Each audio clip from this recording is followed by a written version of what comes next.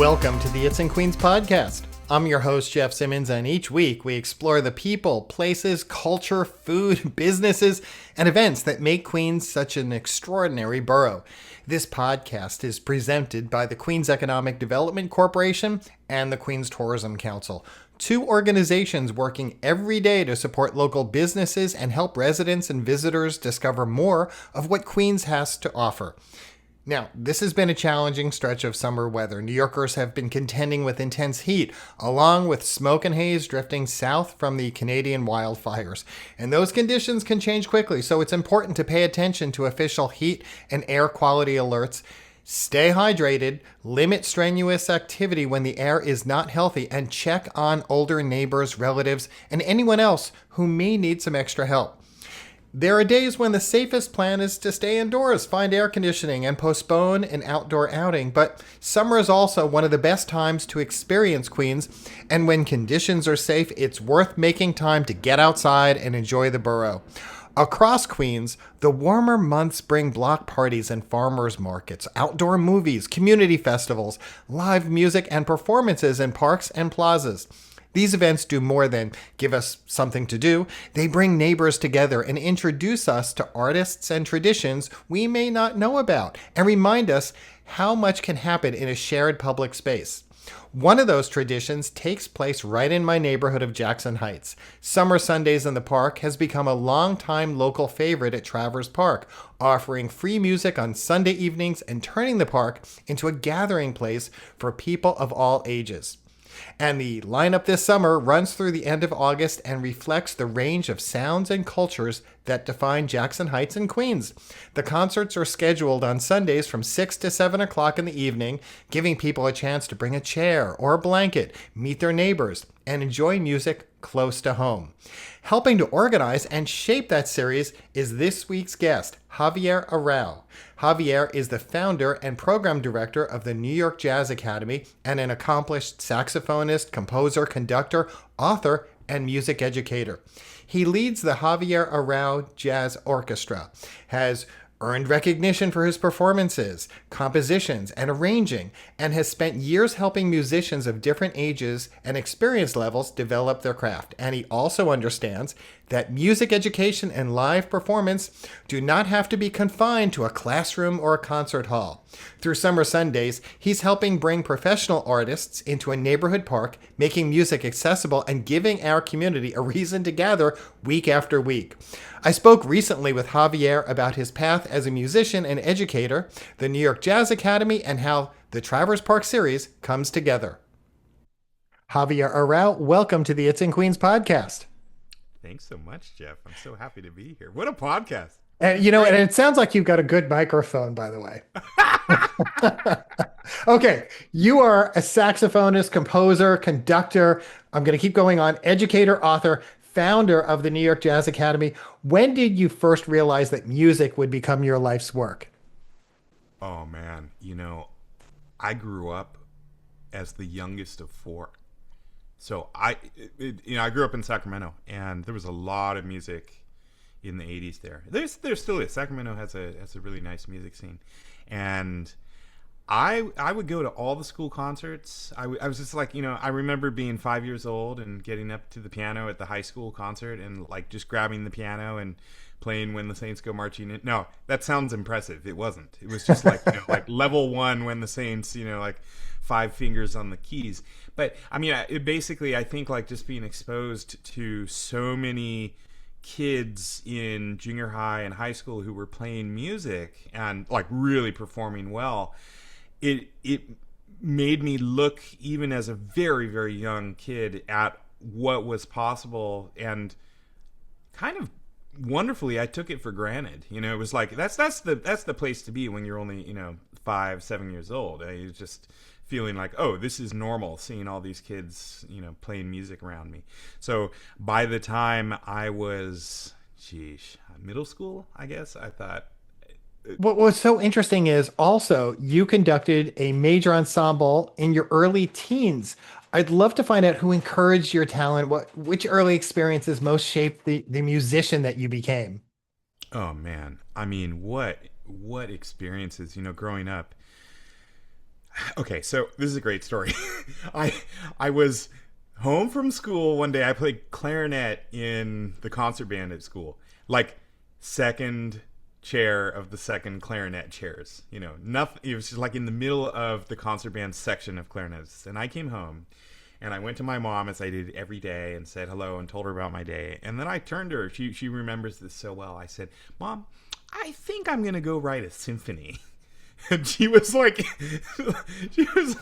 cleaning up in the kitchen. She was like, "Oh, that's nice, honey. You do that." Yeah, go ahead. I'll see you later for dinner. So I kid you not. I wish I could be a fly on the wall now, because that's nuts. I literally went to the piano with my clarinet, and I had no idea what I was doing, except I had some blank paper, and I was like, "Okay, let me write a second clarinet part." And that's what I did. I put in multi-measure rests on the page, just where I thought, oh, this is going to be a good spot for like a percussion section to come in and play something else. So once I had that second clarinet part, I just wrote it out on a score. How do you write it out on a score when you're 12 and have no idea really how to write anything? Well, what I did was I went to my band director and I said, "Can I borrow some concert band scores?" So I did. I took them home, and I still didn't know what I was doing. I just looked at them like works of art, and I noticed, oh, there's density and then there's not. Like visually, just looking at these clusters of notes. And somehow that translated into me working out my own piece. Well, what ended up happening was I submitted that piece to this national competition, and I got a letter back saying, "You've been chosen." And I thought, what? I don't know how to compose. Well, story of my childhood, it was just one of these things where it doesn't matter if you think you don't know something, you can still do it sometimes. So that's what happened with me. And there was a band in Sacramento, one of these community concert bands, and they're pretty common in a lot of suburbs. You get actually even in New York City, there are community concert bands, and basically the conductor of that band said, "Hey, since you're going on this big trip to Washington, D.C. to conduct your piece, why don't we play the piece? We'll do a premiere of it here in Sacramento." So my jaw dropped to the floor. I thought, oh my God, this is amazing. And he said, "Oh, and by the way, I want you to conduct." So I'm like 12 years old. It's ridiculous. And I show up at this rehearsal. I have never conducted in my life. And I get up there and I do what I saw Amadeus do in the movie Amadeus, which hadn't come out too long before that, which was he flapped his arms. And so I did that. I just kind of moved my arms up and down. I mean, I look at this and I think, wow, I should have been more nervous than I was. I was just so excited about this opportunity. And I have to say, it was incredible hearing what I composed, hearing it back. Well, he noticed that I had no idea what I was doing, and he took me aside and he said, "Javier, how about after rehearsal, you come over to my home studio and I'll give you a conducting lesson?" And he did. And I still remember him writing down the beat pattern, the conducting beat pattern, just angle by angle. He said, "Okay, look, here's something called an ictus point." And I had never heard that term before. I mean, most people haven't. It's like, what's an ictus point? It's that point where when you bring your arm down as a conductor, there's kind of an imaginary line as if you're boinging your fingers on this imaginary line. So it's like boing, boing, boing, boing. That's the ictus point. You don't see it, but it's something that you visualize and can feel. And he taught me that. He taught me where each beat goes. And I went back to rehearsal and then back to the concert. It changed my life because he, as a mentor, shaped my vision of what it meant to conduct so early on that later in life, even in college and then certainly in my career as a musician, conducting just came very, very naturally to me. So he was a mentor, but you've had a number of other prominent mentors, and I would love for you to talk about a few of them and maybe a lesson or two that you learned from those relationships. Oh, geez. Okay. Well, I got to say, growing up in California in jazz, well, in a lot of music, had its own scenes. So peppered throughout California were different jazz musicians in the woodwork, just living their lives. And these were iconic musicians. It's amazing to look at jazz history and to see, you know, how many people lived in California. I think probably one of my earliest experiences was with Dizzy Gillespie. And I mean, everyone knew Dizzy, but honestly, as a kid, I wasn't really checking out that much bebop. It was more like, oh, isn't, you know, Dizzy's the guy with the puffy cheeks playing the trumpet, you know? And so I really wish I could have gone back. And I mean, I got to trade fours with Dizzy when I was 15, you know, and it's probably all lost. Maybe there's some radio version, you know, like a recording somewhere in some archive, but I haven't heard that stuff in forever. But Dizzy, what, you know, I would say a unifying factor among early experiences with some of these greats was they were all so generous. I mean, I remember there was one time when I went backstage and I met Chick Corea, and I was really into Chick as a pianist, and I couldn't believe it though, because he saw me backstage and he says, "Oh, what's your name?" "Oh, it's Javier." And he was talking about the name Javier and blah blah blah, and we had a great conversation. And 2 years later, I'm in a band that's opening for Chick Corea at the Monterey Jazz Festival in California. Still a kid. And I'm walking out on stage while John Patitucci and Dave Weckl and Chick Corea are walking off the stage. And Chick walks by me and he stops. I mean, we'd only just conversed briefly at one of his concerts. He said, "Javier! Oh man, good to see you." I couldn't believe it. Well, Dizzy was the same way. I mean, Dizzy honored every single person that he met. And it was something so beautiful. You know, we look at jazz. It's tough. I mean, jazz is, I think, one of the hardest art forms. I struggle all the time with it. In part because it's just inherently difficult. In part because I think to create anything takes work. You know, it does take struggle. And every single one of these people, I mean, Dave Brubeck, he was so generous. He paid for part of my undergraduate education. I mean, out of his own pocket. This is something that these guys did, honoring me and every other kid they came in contact with. And I think just valuing each other is something that was such a huge takeaway for me. And honestly, it led to me creating New York Jazz Academy. It has influenced every single interaction I make with other people.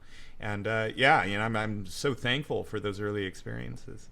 Talk a little about the Academy and what it's about, because I think, you know, our listeners would love Okay, to know a yeah, little sure. about it, and of course how they could get involved if they'd like to. Yeah, absolutely. Well, New York Jazz Academy, you know, it came into being because I had all of these private students I was teaching, and yeah, I was teaching a lot of jazz naturally, because, you know, ideally you're teaching what you know, and that's what I knew. And I found that, like, across the board, these students would see me for private lessons, and then they would go home and they'd practice jazz on their own. And you know, music, especially jazz improv, is meant to be collaborative. So if I'm practicing it alone, I'm only hearing myself. I am not learning about interaction and really what it means to create something with other people. I think that's one of the greatest gifts jazz gives us, you know, as a art and language. So I thought, I'm surprised this, at the time, it didn't really exist in New York City. I thought, let me create a community music school that's a complete niche where everyone is there for the same reason, which is a love of jazz and a desire basically to climb the jazz ladder, you know, as best everyone can. So it became a place for so many people. I mean, I thought originally it was going to be something for high school students. And I started off thinking, okay, I'll launch like a 1 day a week after school program. And right away, adults started calling. I mean, it was amazing to me how hungry musicians in New York were to learn together.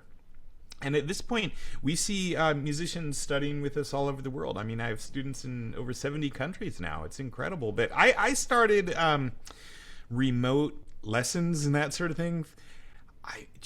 Back in 2011, and at the time it was sort of a very foreign concept, maybe a healthier concept than it is now.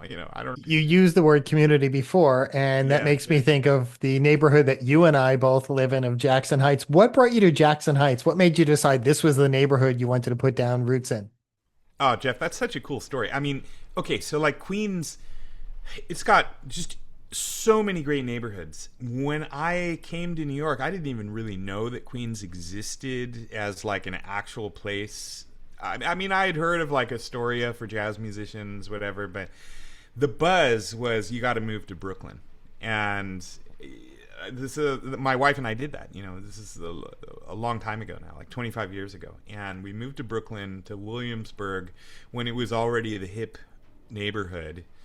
And before it became the tech neighborhood, So we moved to Williamsburg, and she gets a job at a local school in Jackson Heights. And her commute is, over an hour to get from Williamsburg to Jackson Heights. And one day she comes home from her job, from teaching at the school, and she says, Javier, I have a parent of one of my students who said, we have to call this real estate agent and ask him about buying a co-op. And I said, no, I'm a jazz musician. I'll never own. I'm a proud renter for life. And she said, no, seriously. And now immediately when I heard the word co-op, maybe this is me growing up in Northern California. I don't know. I mean, Jeff, what do you hear when you hear the word co-op? If you don't think real estate, what do you think? Oh no, I just think whether it was co-op or condo, I was thinking I got to save a lot of money. That was my initial thought, but I rented first and then the owner allowed me to purchase the place I was renting. Oh, that's amazing. So look, I had no idea that a co-op was even a real estate term. I was picturing a bunch of hippies sharing produce. You're thinking of a commune. Anyway. That's right. I'm thinking of like some commune from the 70s or late 60s or so. We call the real estate agent, and sure enough, it was an affordable solution for us, especially at the time when co-ops were still unbelievably cheap. I mean, that's the real estate story that everyone has, though. If you bought in then, it's like, oh, good for you. Now it's harder and harder. So this is the situation for every generation. And we purchased, and we moved to Jackson Heights, not really knowing too much about the neighborhood. I mean, I didn't even know. This is kind of before everyone was entirely online. So, it's not like we had Zillow to look up or anything. And we just moved here and got to know it. The neighborhood has changed a lot since we moved in. And it's been an amazing journey, getting to know this place. I think also getting to know Jackson Heights beyond the cursory, what does everyone say who's never been here or who has been here? They say, oh, it's the food, great food. But obviously there's so much more than that. So it's also about the community, and so many of the people, I've been here for more than 2+ decades. And one thing I've discovered is people are really involved in the community in different ways. And you're involved with the Jackson Heights Beautification Group. How did you first become involved with them? And Summer Sundays in the Park, which is why I definitely wanted to talk with you this summer so we can encourage people to go see these concerts. Oh man, I'm telling you, what Jackson Heights Beautification Group does for this neighborhood and Queens in general, it blows me away. Okay, so long story. I actually played Summer Sundays in the Park a long time ago, like as a saxophonist. I played it in 2009, and it was going strong then. It had already been around for a few years, and Jackson Heights Beautification Group had produced it. And over the years, I would go as an audience member, and it was always filled with just amazing programming. These concerts, Sundays at 6 during the summer. It was just something really special. The longevity of it is crazy. I mean, it's been around for this is the 23rd consecutive season of Summer Sundays in the Park. I mean, man, nothing lasts that long anymore, So, but the way it came to be was The former organizer before me of Jackson Heights Beautification Group was someone I've known for a long time. I mean, that's the thing about Jackson Heights. You really get to know your neighbors. And there was another musician in the neighborhood who had been volunteering as the organizer for Summer Sundays. His name is Joe Nipes, this really fantastic guitar player and just brilliant as a concert producer. And he called me up. You can tell our age because, you know, it's not text, right? He calls me up and he says, "Hey, Javier, I want to talk, I want to talk to you about something. I'm thinking about passing on Summer Sundays. Are you interested in presenting to the board and possibly taking on this role? It's a volunteer position, but, you know, I've really loved my time with it, and I'm looking to pass it on to someone who cares about the neighborhood and you know, the concert series." So volunteerism, I could talk a lot about that, Jeff. I mean, oh my goodness, talk about, like, you know, time spent and blood, sweat, and tears spent. The thing is, volunteer, you know, when you're a volunteer, it's like, yeah, I'm a volunteer, but it's a verb, you know. Volunteer, man, it's active. Like, you've got to, if you're going to do it, you got to commit and see, you know, just go for it all the way. I don't think there's any other way. So I did. And we took Summer Sundays over the past 3 seasons and just worked at it. The season 3 years ago was basically these 8 weeks during July and August, so 8 different Sundays. And I've really worked hard at developing the main event. You know, we've got this incredible new performance tent. Even the tent is like representative of Jackson Heights. You know, I designed this tent to have, like, the word music written in over 300 languages, just to embrace every culture I could think of. And you know, the tent, it's got this big rainbow of colors on it, really just bringing out kind of summer sunshine to everyone. The concert itself is, like, ultra diverse. I mean, man, I look far and wide to try to keep the diversity. And you're answering my question, which is how do you make sure it's diverse? How do you select the artists? Well, you know, I'm not exactly sure. You know, there isn't a lot of documentation about what happened in previous years. So a lot of this was just like Joe passing it on to me. And that was actually his big push. He said to me, "Javier, I don't want this to be a jazz festival. I want this to be really representative of cultures in Jackson Heights." So he really thought, you know, the way he described it to me was, if we can get Jackson Heights musicians as the priority for this concert, and then consider Western Queens, and then all of Queens, and maybe New York City as a whole, but hopefully it stays very Queens centric. You know, that was his idea. And he suggested, you know, going to different restaurants and meeting restaurant owners and trying to spread the word among different cultural groups, saying, "Hey, we're looking for artists." And I started doing that. And one other thing that I did that ended up being incredibly effective was I put on a form on our website that was just quite simply a call for submissions. So it's still active right now. I mean, artists can go to the website and just submit who they are. They send in a press kit or whatever they have, write a little description of their music, include a couple links to it. It's nothing fancy, you know, it's just, and ultimately because it's just me, and I'll bring in a couple other people to really work through music and try to find a collection that ultimately is just really world class. I mean, that's the thing. Oh my goodness, the music is just, it's really elevated right now. The talent that comes in is really something special. So I'd love for you to share with our listeners some of the upcoming events, starting with the 26th, Sunday the 26th, so they have a sense of what's on tap, because I want them to then show up. Oh man. Okay, so here's the thing.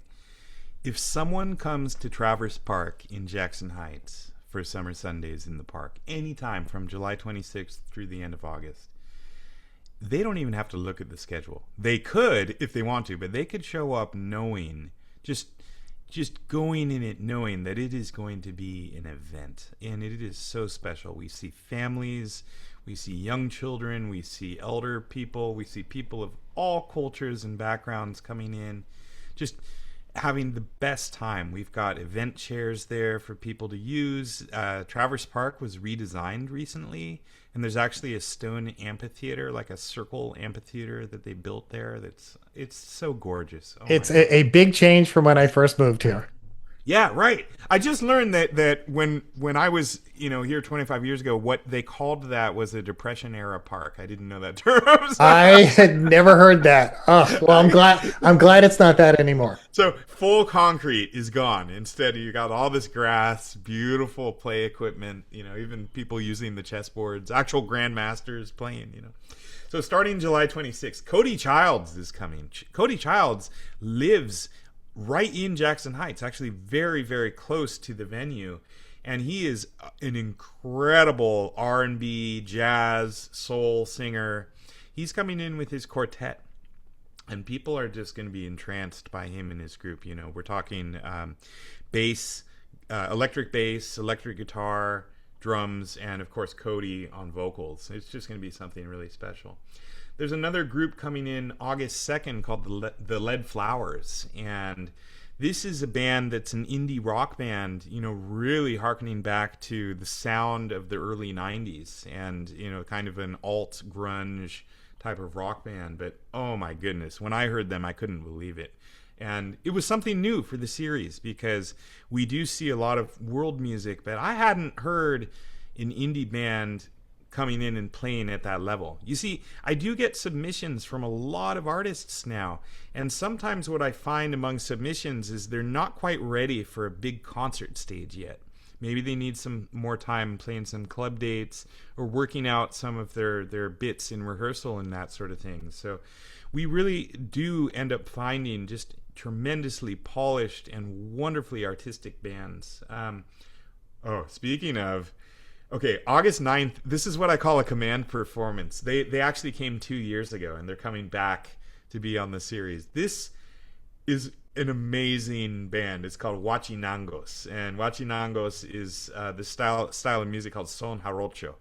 And a lot of it is the sounds of Mexico, but oh man, what a treat. There is a player in the band who plays the jawbone. So it's literally like a huge mandible, a bone man. I don't know if it's from. You had me at jawbone. Now I want to show up. Right. All the teeth. And so what you do is you take a stick and you rub it on the molars, and it makes this amazing sound. So Huachinangos is so exciting because they also involve the audience. There's a lot of dancing, beautiful dresses, really a tremendous show.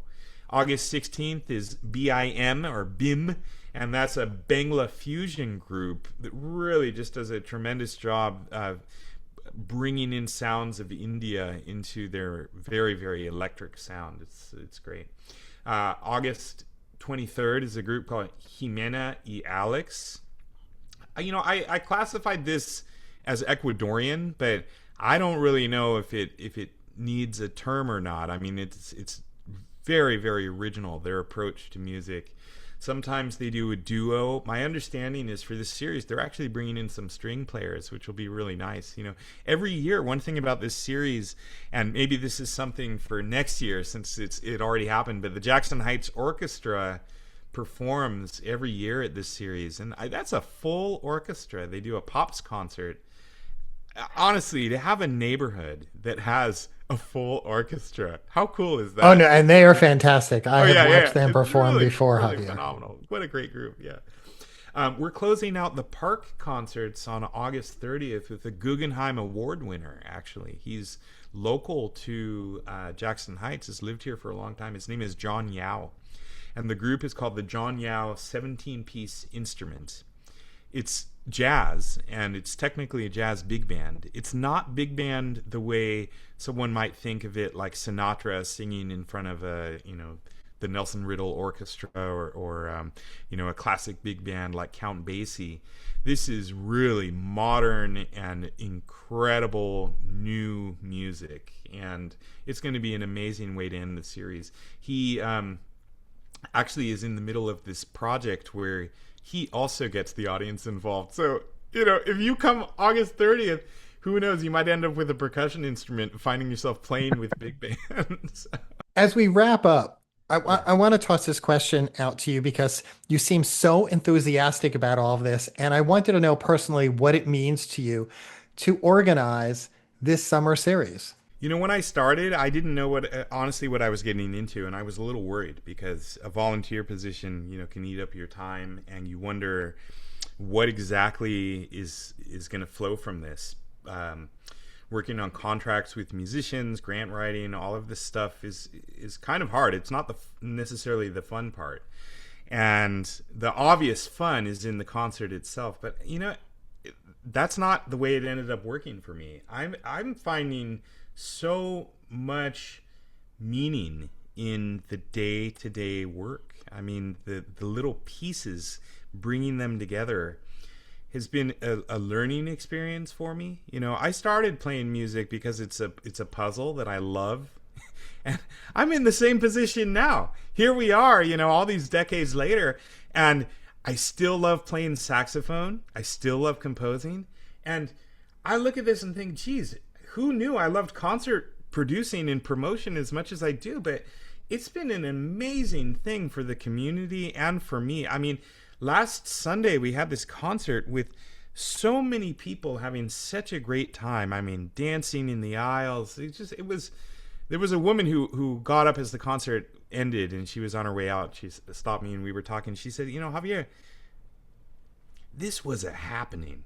This was more than a concert. This was something really special. I said, you know what? I think you're totally right. I don't know exactly what is in the air right now.